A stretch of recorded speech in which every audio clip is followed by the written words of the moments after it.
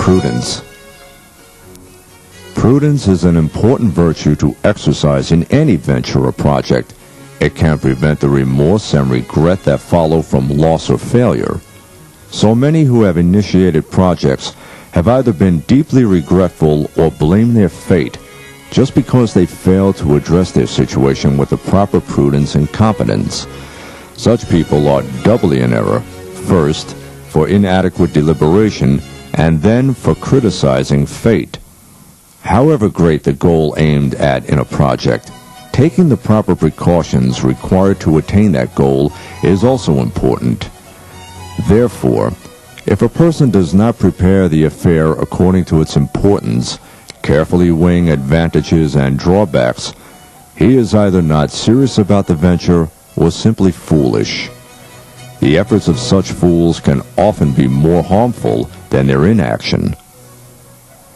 Prudence and safety measures are important resources if one is to attain one's expected goal.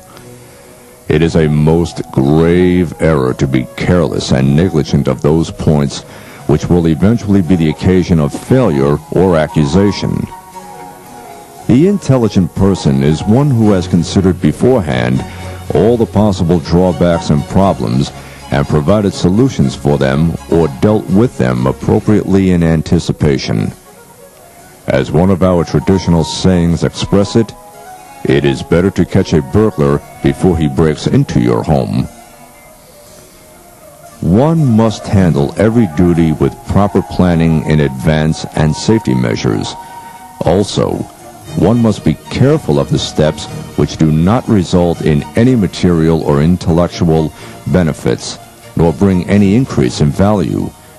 Every project undertaken without precautions is triviality and nonsense, a sign of half-wittedness and childishness in the person preoccupied with it.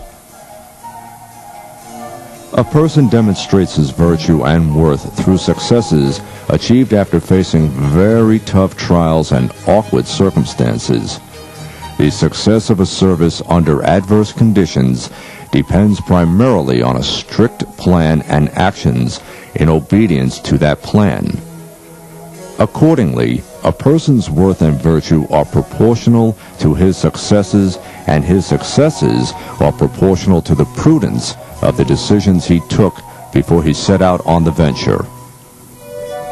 To carry out one's duties in an orderly, consistent way depends on both the initial measures and plans and one's ability not to be deviated or disrupted by what rivals may do, which again demands forethought and prudence.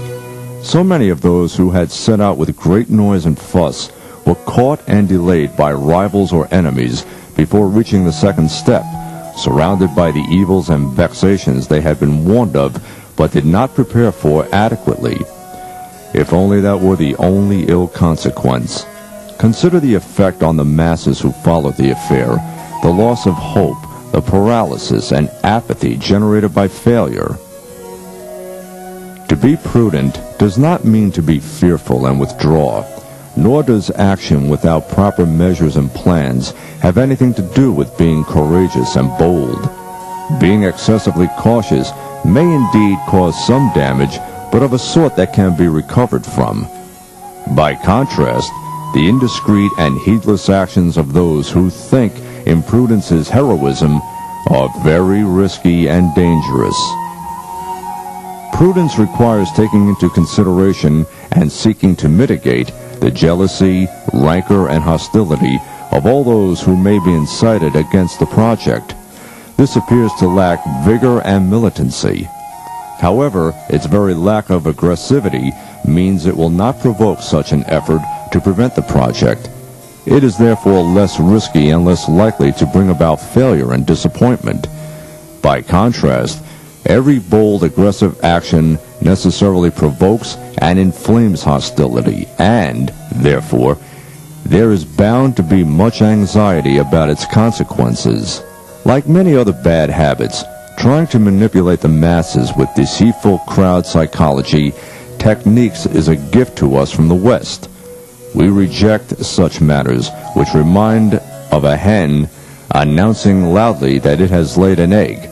We prefer instead the slow, peaceful road, and follow it with the quiet, reliable perseverance of coral growth, even if it means a longer travail affected by many sorrows. The stature of a person before the Creator is measured by his energy and the greatness of his aims. The clearest sign of the greatness of his aims and the efforts exerted therefore is that he sacrifices his own comfort and desires for the prosperity of others.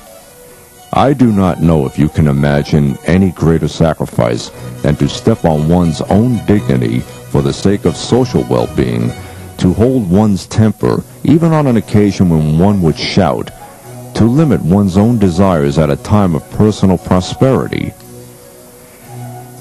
It is foolishness to consider only the daring of victorious armies and disregard the importance of military plans as reasons for their success.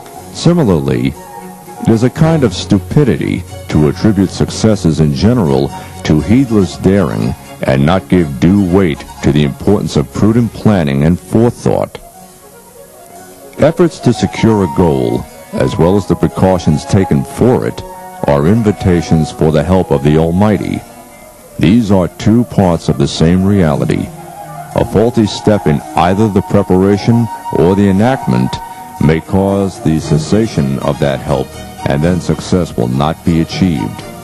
Safe, steady progress on the journey is possible for those who are discerning and vigilant continually, and fortunate are they who realize that it is so.